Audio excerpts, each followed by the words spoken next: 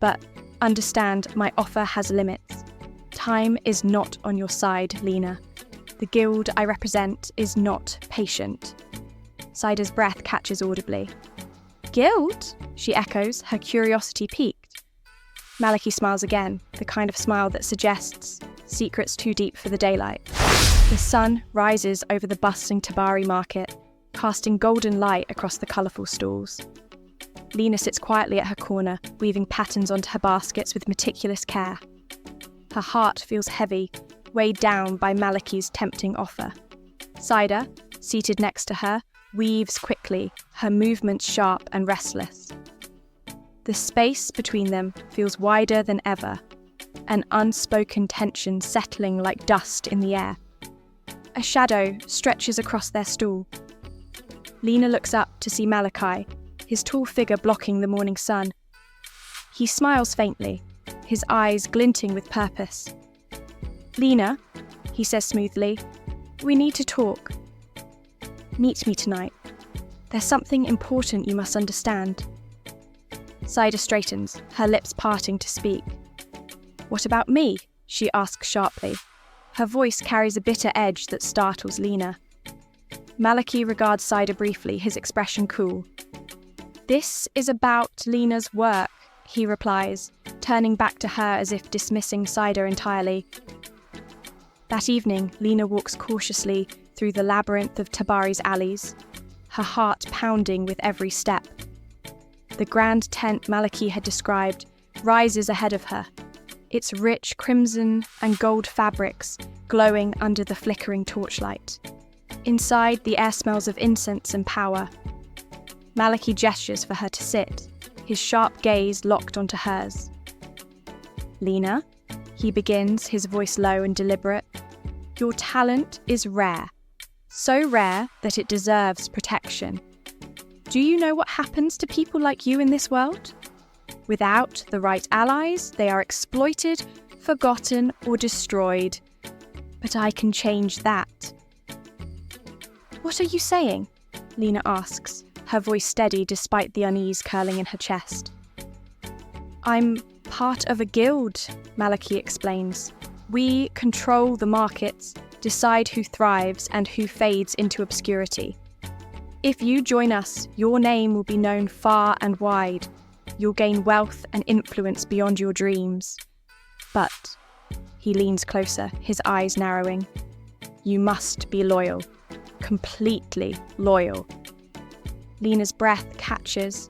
The allure of his words is undeniable, but beneath them lies darkness she cannot ignore. The village awakens with the first golden rays of sunlight, piercing through the mist that lingers in the narrow streets. Lina, still grappling with the memory of Malaki's intense offer, carries her basket close to her chest. The weight of her craft, once a source of pride, now feels heavier than ever. Saida lingers behind her, silent but with a determined pace. The market is alive with vibrant voices and clinking goods, and Malaki's imposing stall stands at its centre like a throne. Its gold-trimmed canopy reflects the sun, casting shimmering patterns on the ground. Lina approaches cautiously, her mind torn between the allure of his promises and the unsettling undertones of their previous conversation. When Malaki spots her, his eyes narrow ever so slightly, calculating and sharp. Lina, he says, spreading his arms as if welcoming a queen. I see you've returned to discuss your future. Lina stiffens but nods politely. I haven't decided yet, she replies carefully. Before she can say more, Saida steps forward, her tone surprisingly bold. Perhaps there's no need for so much indecision, Lina. Malaki's offer is extraordinary. It could change everything. Lina glances at her friend, confusion flickering in her eyes. Saida had been quiet since the reveal of the masterpiece. Now her words carry a tone of subtle urgency, as if she's trying to convince herself as much as Lina. Malaki smiles, a predator's grin. Saida is wise, as I expected. You both have talent, but true success requires a leap of faith. My offer isn't just about you, Lina. It could elevate you both, if you're willing to trust me.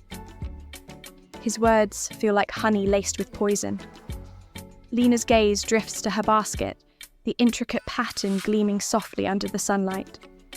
She wonders if accepting his terms would tarnish its meaning.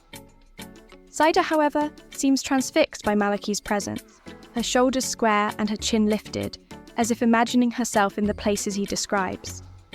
As the crowd thickens, Malaki leans closer to the two women. His voice drops to a whisper, heavy with intrigue. But understand, my offer has limits. Time is not on your side, Lina. The guild I represent is not patient. Saida's breath catches audibly. Guild? She echoes, her curiosity piqued. Malaki smiles again, the kind of smile that suggests secrets too deep for the daylight. All in good time. Trust me, and you will learn everything. Reject me and, well, opportunities like this are rare. The word guild lingers in Lina's mind like an echo in a cavern. The day wears on, but her focus falters as traders and customers swarm the market. Saida, however, seems revitalized. She moves around their stall with newfound energy, her words to customers flowing effortlessly, even as her eyes flicker toward Malaki's stall like a moth to flame. By midday, Lina confronts her. You seem different today, she says, the tone light but probing. Saida shrugs, her voice casual but firm. Can't you see what he's offering us, Lina?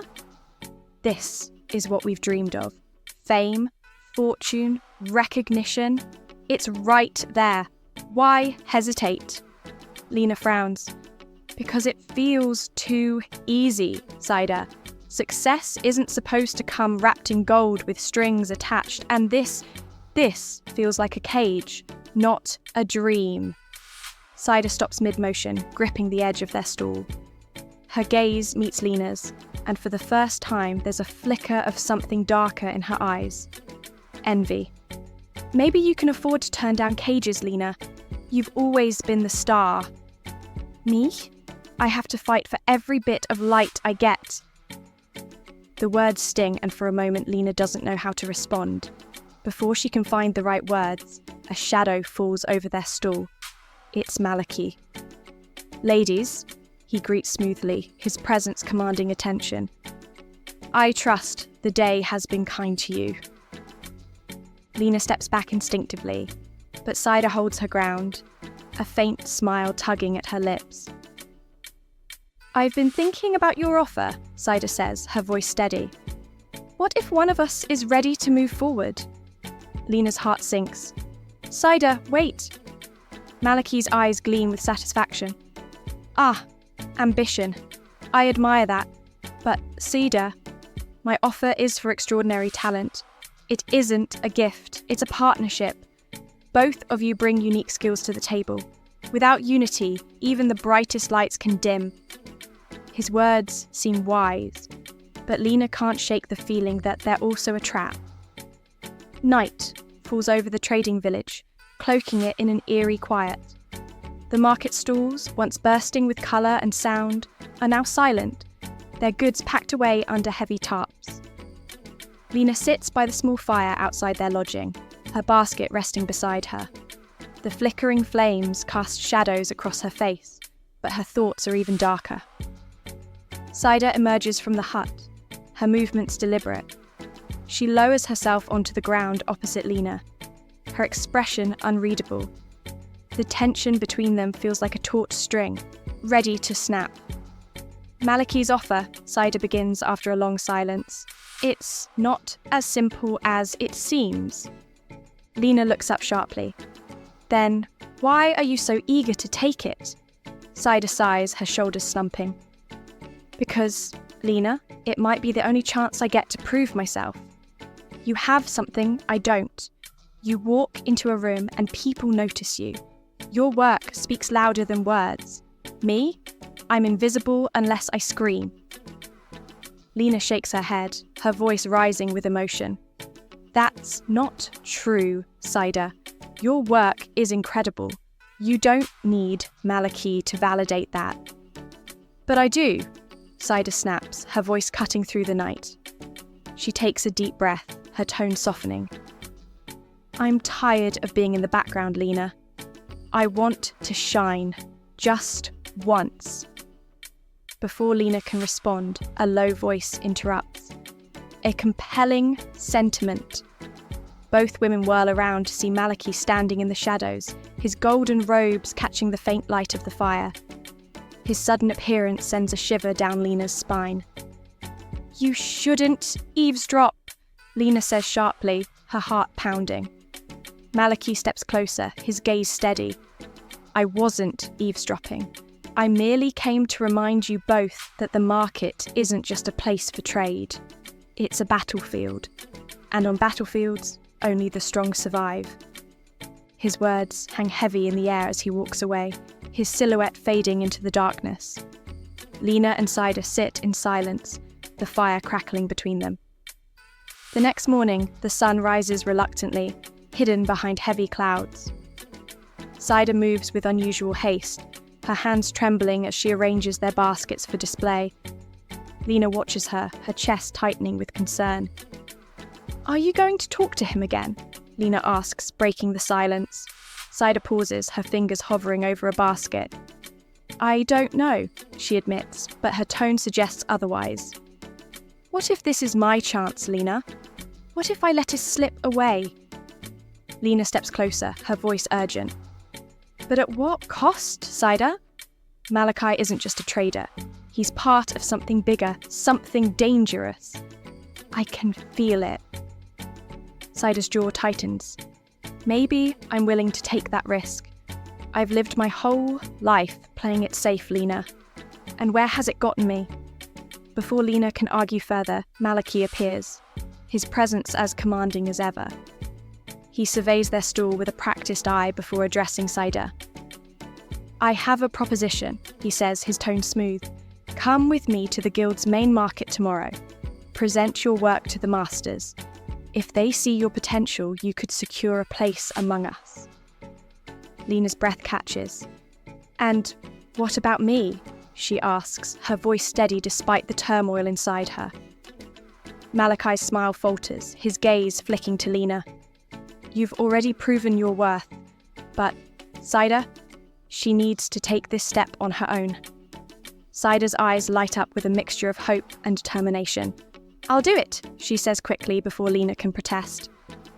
The next day dawns with a heavy, overcast sky, as if the world itself anticipates the weight of decisions yet to be made. Lina watches from their stall, as Saida walks away with Malaki, her back straight but her pace uneven. The sight fills Lina with unease, a gnawing sensation in her gut that refuses to let her focus on the customers milling about. Throughout the day, the market hums with life, but to Lina, it feels muted. The vibrant colours of fabrics and the scent of roasted nuts blur into the background as her thoughts drift to Saida. What would she find at the guild's market? Would it truly be an opportunity or a trap? By the time the sun begins its descent, streaking the sky with hues of pink and gold, Lina spots Saida returning. Her friend's movements are slow, her face a mask that betrays nothing. Lina sets her baskets aside and rushes to meet her. Saida, she calls, her voice filled with concern. How was it? Saida lowers her baskets with a thud, her hands lingering on the handles as if they anchor her to the moment. They accepted me, she says, her voice barely audible. A flicker of relief washes over Lina, but it's quickly replaced by apprehension. That's good, isn't it? She asks cautiously. Saida finally looks up, her eyes filled with a mix of triumph and something darker. Fear, perhaps, or regret. Yes, she says after a pause. But there's more to it than I expected. What do you mean? Lina presses, her heart racing. Saida exhales deeply, her shoulders slumping. Malaki introduced me to the guildmasters. They were impressed, but they made it clear that nothing comes for free. If I want their support, I have to follow their rules. Their markets, their prices, their designs. She hesitates, then adds, I have to give them exclusivity. No independence, Lina. None. Lina's stomach twists. Saida, that doesn't sound like an opportunity. It sounds like a cage. Saida's expression hardens, her jaw clenching. A cage with golden bars is still better than no cage at all. Don't you see, Lina? This is my chance to be more than just a girl from Alumo with baskets to sell. I can't let it slip away. But at what cost? Lina asks, her voice rising. What about your freedom? Your creativity? Saida looks away, her fingers tightening around the edges of her basket. Maybe freedom isn't as important as success, she murmurs. The words hang heavy between them, thickening the silence. Lina wants to argue, to shake Saida out of her daze, but she knows her friend has already made up her mind. That night, as they sit by their dim fire, the distance between them feels insurmountable. Saida stares into the flames, her face illuminated by the flickering light, while Lina clutches her own basket, its intricate patterns a bittersweet reminder of what they once shared. The following morning, the air is heavy with tension as Lina and Saida prepare their stall. Saida works with mechanical precision, her usual warmth replaced by a cold determination. Lina watches her friend, unsure of how to bridge the growing chasm between them. Are you really going to work with them? Lina asks, breaking the silence. Saida doesn't look up. I don't have a choice, she says flatly. This is what I need to do. You always have a choice, Lina counters, her voice firm. Saida finally meets Lina's gaze, her eyes flashing. You don't understand, Lina. You never had to fight for recognition. People see your work and are drawn to it. For me, it's always been a struggle. This is my chance to finally be seen. Lina's heart aches at the bitterness in Saida's voice. I see you, Saida, she says softly. Saida looks away, her jaw tightening. It's not enough. As the day progresses, the stall attracts a steady stream of customers, but the atmosphere between the two women remains icy. Saida's interactions with buyers are curt, her focus solely on her baskets. Lina tries to engage, but every attempt feels like speaking to a wall. By evening, they sit in silence as the market quiets around them. Lina gathers her courage and says, Saida, I don't want to lose our friendship over this. Saida sighs, her shoulders slumping. I don't either, but maybe we've just grown too different, Lina. Maybe this journey isn't meant to be shared. The words pierce Lina's heart, but she doesn't respond.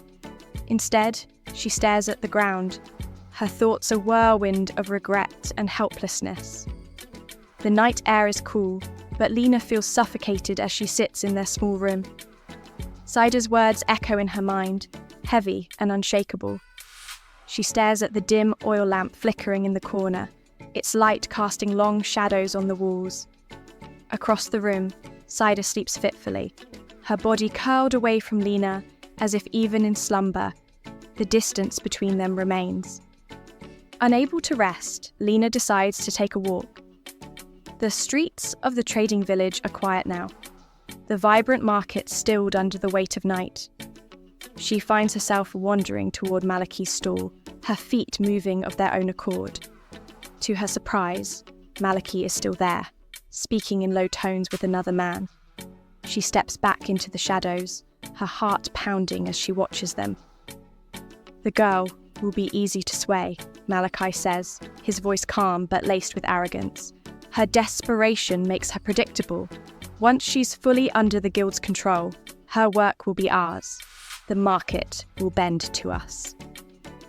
And the other one? The man asks, his voice gruff. Lina? Malaki chuckles softly. She's different.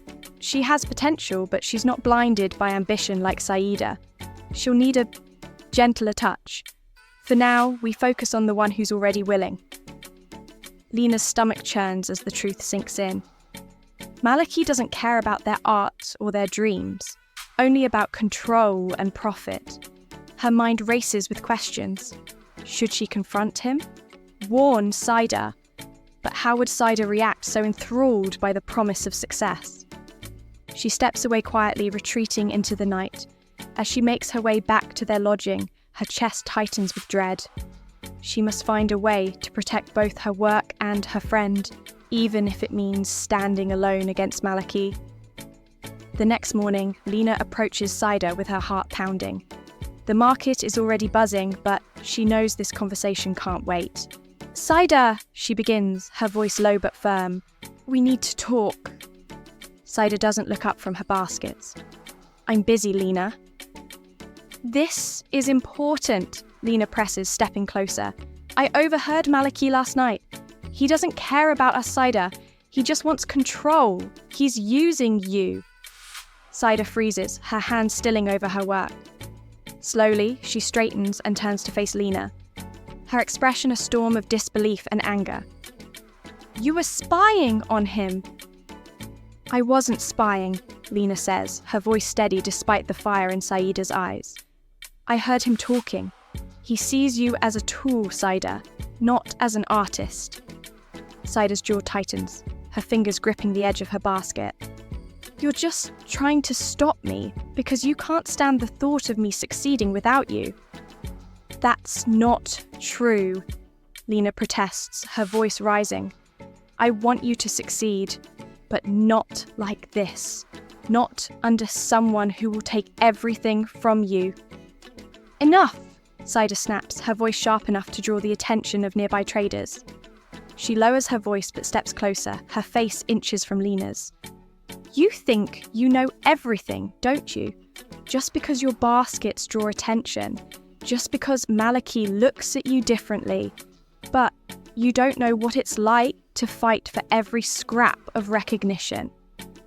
Lina steps back, her chest tightening with hurt and frustration.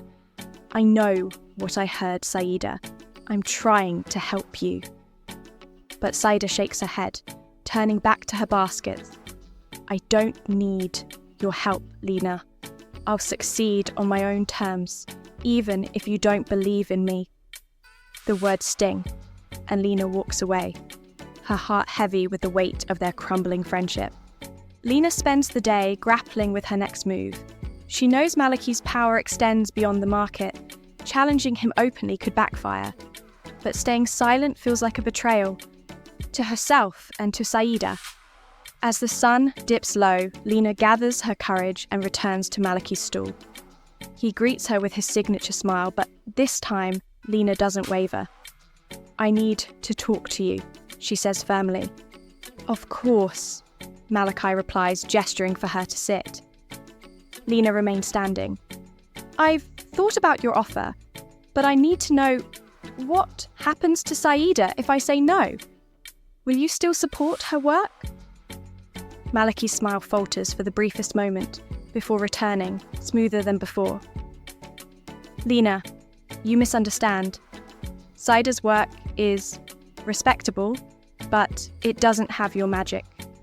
If you refuse, you both risk losing this opportunity." Lina's hands curl into fists at her sides. "You're not offering support.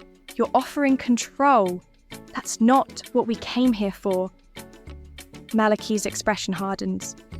"Be careful, Lina. This market thrives on alliances. Without one, you'll find it very difficult to succeed."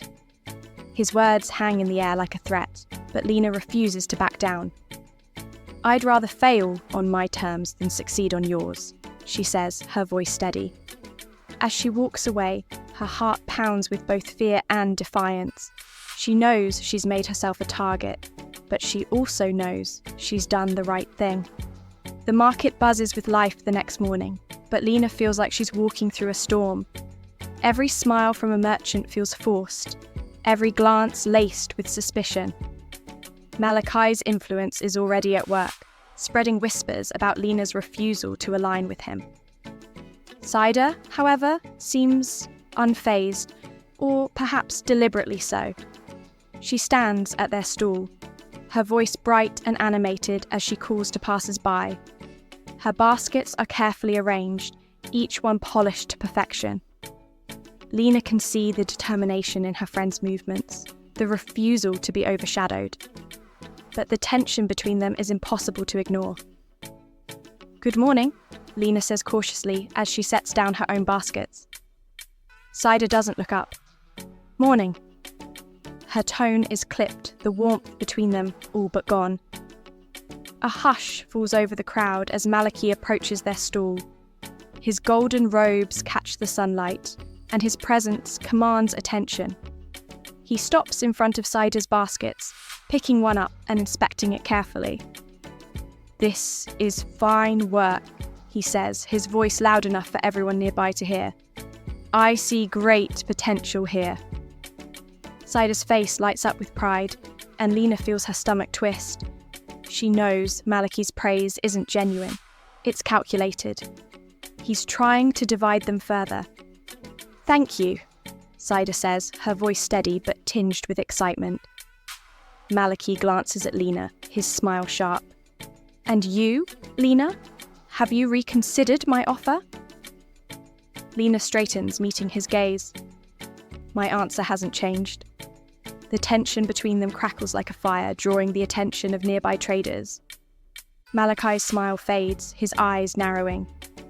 "A shame," he says smoothly. "But some lessons are learned the hard way." With that, he turns to Saida. "I'll speak with you later. There's much to discuss." As he walks away, Saida watches him with a mix of admiration and resolve. When she turns to Lina, her expression is unreadable. "You should have said yes," Saida says quietly. "And tie myself to someone who only cares about control." Lina snaps, her frustration boiling over. "Saida, he's using you." Saida's eyes flash with anger. "Maybe he is, but at least he sees my potential. At least he's giving me a chance." The words cut deep, and Lina feels tears prick at her eyes. "I believe in you, Saida," she says softly, "but you're letting him turn you into something you're not." Saida shakes her head, her jaw tight. "No, Lina, you're the one who can't see clearly. You've always been so sure of yourself, so certain you're right. Maybe it's time I made my own choices." The argument leaves them both shaken, and as Saida walks away, Lina feels the weight of their fractured friendship pressing down on her. That evening, Lina sits alone by the river that winds through the edge of the trading village. The water reflects the deep orange of the setting sun, and the air is thick with the scent of damp earth. She clutches her masterpiece basket, the intricate design almost glowing in the fading light. She thinks about Saida, her friend, her rival, and wonders how they arrived at this point. They'd started this journey together, bound by a shared dream. But now, the dream feels like a wedge driving them apart. A rustling sound draws her attention, and she turns to see Saida approaching, her face shadowed, but her steps hesitant. "Lina," Saida begins, her voice quiet. "I'm sorry for what I said earlier." Lina's heart softens, but she remains cautious. "I'm sorry too," she replies. "But, Saida, you need to understand. Malaki isn't offering you freedom, he's offering a cage." Saida looks away, her shoulders slumping. "Maybe. But what choice do I have, Lina? This is my chance to be seen, to be valued." "You're already valuable," Lina says firmly, stepping closer. "Not because of him, but because of who you are. Don't let him make you forget that." Saida's eyes glisten with unshed tears, and for a moment, it feels like the wall between them is crumbling. But the moment is shattered by the sound of footsteps. They turn to see Malaki standing nearby, his expression calm but his eyes sharp. "I see you two have much to discuss," he says smoothly. But the time for hesitation is over. "Saida, are you ready to join me?" Saida looks at Lina, her face torn with indecision. Lina steps forward, her voice steady. "Saida, you don't have to do this. We can find another way. Together." The silence stretches, heavy with tension. Saida's eyes flicker between Lina and Malaki, and the choice before her feels impossibly heavy. As the sun dips below the horizon, casting the world in shadows, Saida takes a deep breath and steps forward. But toward whom? Thank you for watching. As the tension rises, the question remains. What decision will Saida make? Will she trust Malaki's promises or stand with Lina? The stakes have never been higher, and their choices will shape their future. Don't miss the next episode to see how this gripping adventure unfolds. Be sure to subscribe to the channel and let us know in the comments. What would you do in Saida's place? Share your thoughts and join the conversation.